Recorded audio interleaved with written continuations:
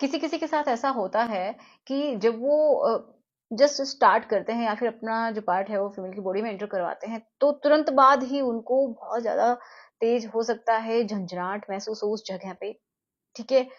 या फिर उनको बहुत ही जल्दी उनका लिक्विड बहुत बॉडी से बाहर निकलने की सोचे, ठीक है, ऐसा भी होता है, मतलब बहुत ज्यादा सेंसिटिव हो जाता है, इसको हम बोल सकते हैं हाइपर सेंसिटिविटी।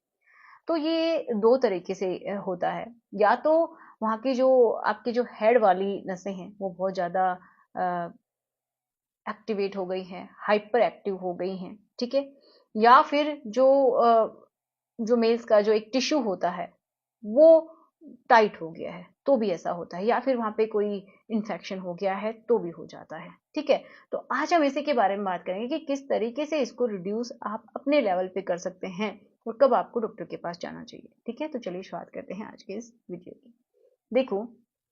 हम उस हिस्से को थोड़ा सा समझते हैं कि एक तो होता है हेड एंड देन ये होती है लेंथ, ओके। तो जो हेड वाला हिस्सा होता है ना, तो वहां पे एक स्किन होती है जो कि मूव करती है, आगे पीछे मूव करती है, वो पीछे भी चली जाती है आगे भी, लेकिन उस स्किन को अटैच रखता है, मतलब उस स्किन को आगे पीछे करने के लिए एक स्किन या फिर हम बोल सकते हैं कि एक टिश्यू ऐसा अटैच होता है जो कि हेड और इस लेंथ को दोनों को ही क्या करके रखता है, कनेक्ट करके रखता है, ओके। तो साइंटिफिक भाषा में उसका नाम है फ्रेनुलम। तो वो जो है कभी कभी क्या है ना कि वो थोड़ा सा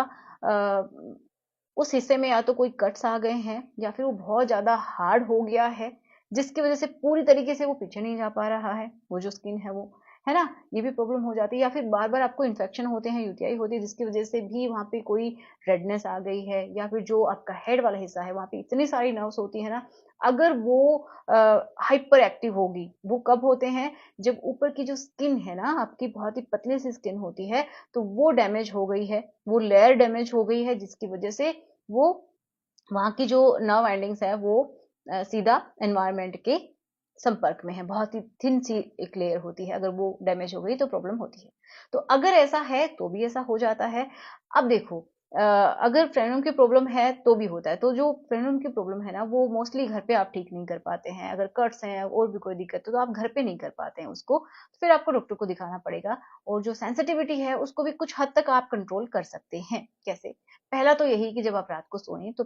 अपने जो पार्ट है उसको खुल खोल के सोएं, धीरे धीरे ट्राई करें, ठीक है। कम कपड़े रखें ताकि ब्रीदेबल वहां पे रहे, वहां की हाइजीन मेंटेन करके रखें। ऐसा करने से क्या होता है, जब एयर के कांटेक्ट में आती है तो वो जो हिस्सा है हेड वाला, वहां पे एक और स्किन की लेयर आने लगती है, जिससे कि वहां की सेंसिटिविटी रिड्यूस होने लगती है, पहला।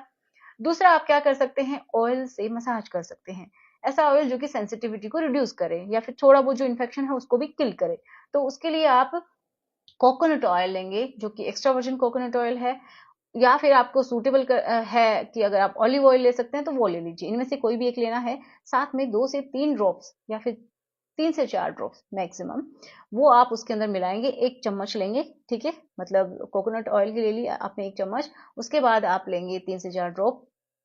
क्लोव ऑयल की, और फिर उसके ऊपर आप मसाज करेंगे जेंटली, ठीक है। इससे क्या होगा कि आपकी सेंसिटिविटी रिड्यूस हो जाएगी, आपका इन्फेक्शन किल होगा। लेकिन हाँ, अगर वहां पे घाव हैं तो आप क्लोव ऑयल का इस्तेमाल ना करें, क्योंकि ये बहुत ही ज्यादा एक्टिवेटेड एक तरीके से ऑयल होता है, बहुत स्ट्रॉन्ग होता है, तो फिर आपको डॉक्टर को दिखाना ही पड़ेगा। आपको ये भी समझ में आना चाहिए कि ये जो टाइट जो स्किन है उसकी वजह से आपको सेंसिटिविटी है या फिर हेड की वजह से, क्योंकि कुछ लोग मुझे पूछते हैं कि इसकी हमें ये सब इश्यू है, और ऐसा होने की वजह से क्या होता है कि आपका जो लिक्विड है वो तुरंत बॉडी से बाहर निकलता है, जिससे